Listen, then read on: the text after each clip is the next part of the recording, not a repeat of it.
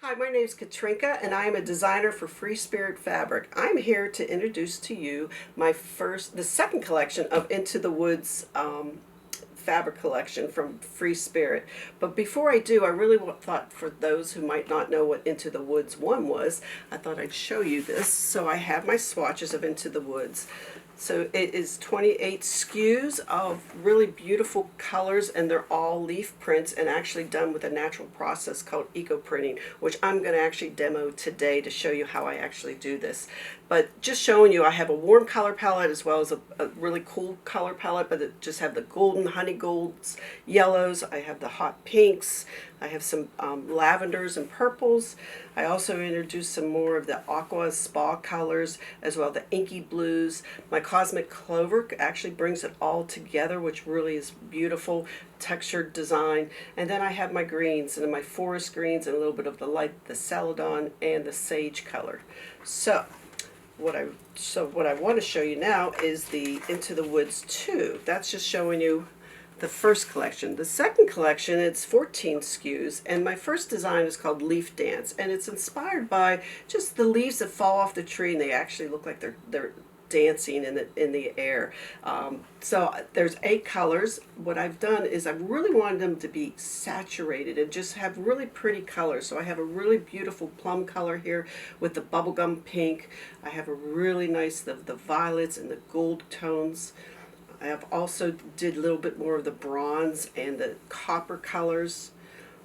I also have here just a really nice of the dark rich brown and the caramel colors. I just think this would be beautiful on a sofa as a pillow. Just love this color. And then of course I'm a blue green kind of person, so I had to put into the really deep rich of the peacock, introducing a little bit more of the olive in here as well. And then I also have a really deep forest green and bringing out more of the gold tones.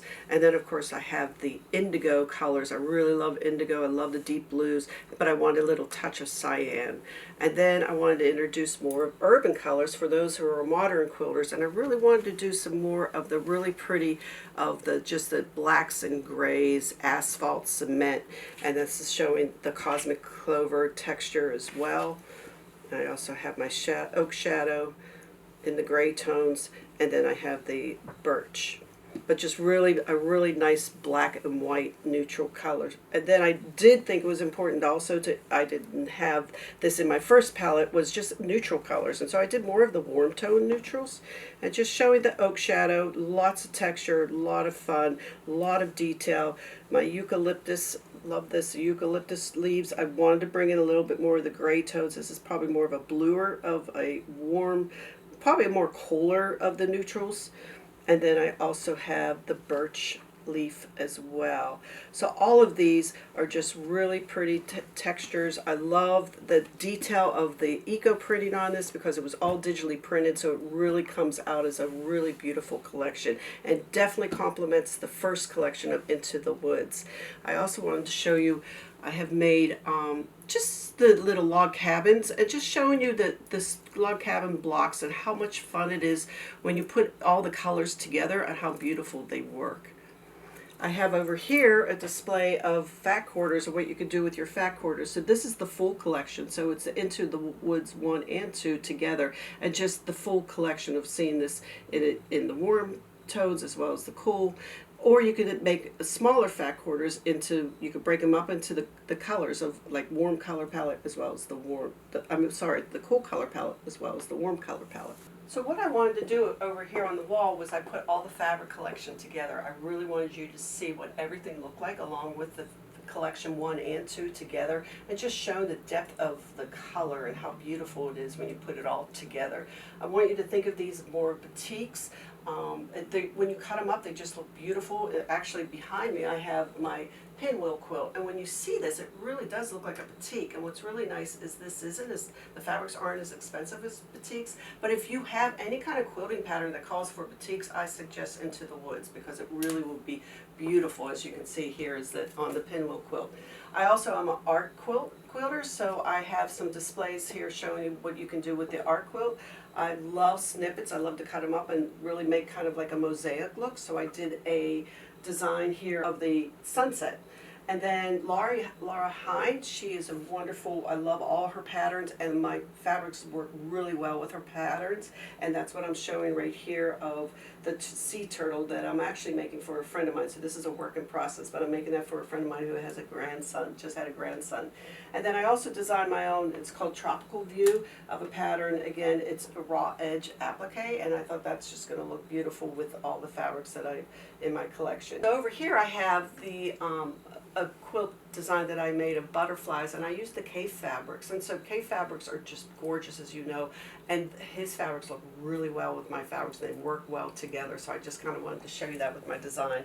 Or again, if you are a quilter, art quilter, I use patterns with solid color as well. So this is my aloe vera. And then for those who might not be quilters but might be apparel or sewists, I did a jacket. So I thought this was just a really fun little swing jacket that I can wear with my denim. For those ladies who love handbags like I do, I love to make handbags. So I have just a oversized handbag using one of the new Into the Woods fabric, the Oak Shadow. But how much fun is that? So now what we're going to do is we're going to go outside. We're going to have a lot of fun, and I'm going to show you the eco process. All right, well, welcome to my backyard. I live in South Carolina, and as you can see, I have plenty of trees back here. So what I'm going to try to do really quick is show you the process. So basically, I take natural leaves from the trees. I have watercolor paper. This you could use fabric, you can use watercolor paper, but I'm going to show you quickly my process of what I like. So I start with a piece of watercolor paper, and what I normally do is I just sit it here. Some of the supplies, I always wet it with a little bit of vinegar and water. I make sure my watercolor paper is nice and saturated. And I kind of use a brush just to make sure the water is evenly distributed. What I do is I dip these into an iron chemical. It's a powder that you can get on Dharma. You mix 2 teaspoons and then you put it into a gallon of water. Of course, if you use this, make sure that you write either rust, do not drink, because this can look like tea and you don't want your husband or anybody to be drinking this. So basically what you do is you just dip it. I put it in here, and I dip my leaves and I just lay them out on my fabrics, on my, not fabrics, but sorry, on my watercolor paper. So I am arranging these, and I'm going to just do this quick because I have 2, kind of like a cooking show. I have 2 already in a turkey baster. They are being steamed right now as we speak, but I kind of just wanted to show you how I do this. When I lay it out, a lot of times it's the tannin on the back of the leaf that really brings out the imprint of the design. So you could turn them over. You could layer your watercolor paper as well. I have oak leaves are good. There is the book I have right here, which is from India Flint. She is the guru of eco printing. So all of the processes and all of the how much you cook and everything like that is in this book, and what else you can use for a mordant. But right now I'm just showing you my process. So I'm just dipping into the iron chemical and I'm laying it out. This is just very basic, but what I have then you wrap it, not wrap it, but then you take plastic wrap and you lay it on top. And of course I'm not doing it neatly because I'm going to try to do this quickly because we have one in the baker, but I just kind of want to show you the process.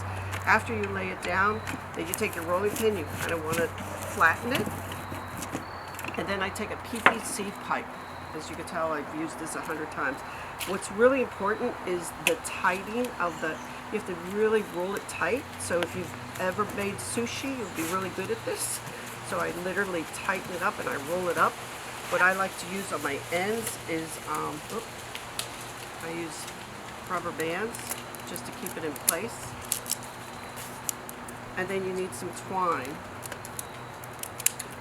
I also sometimes, I didn't do it, but I add onion skin because that will really, which I did in what's cooking right now. And then I will tie this up. I'm going to do it really sloppily. And then I roll it like that.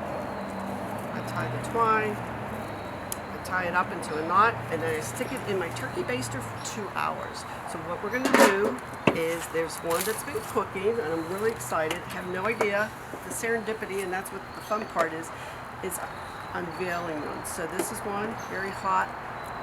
You have to be careful. And this is where I really like to put on my mask because I don't know what kind of fumes are coming off of this. So I suggest definitely put on a mask. So I'll try to talk loud so you can hear it. And then you have scissors handy. 2 hours later, you unwind it. Oh, I'm so excited. Let's see what this is. As you can see, I did wrap plastic wrap around it as well when I was done. And here we go. Here we go. I take this off carefully. The rubber bands sometimes break in the water anyways. Oh, like that one did. And let's see what this did. Oh, I think we might have a good one. Oh my goodness, look at this. And there you have it. So then you take the plastic wrap off and here you have eco prints. Is this not gorgeous?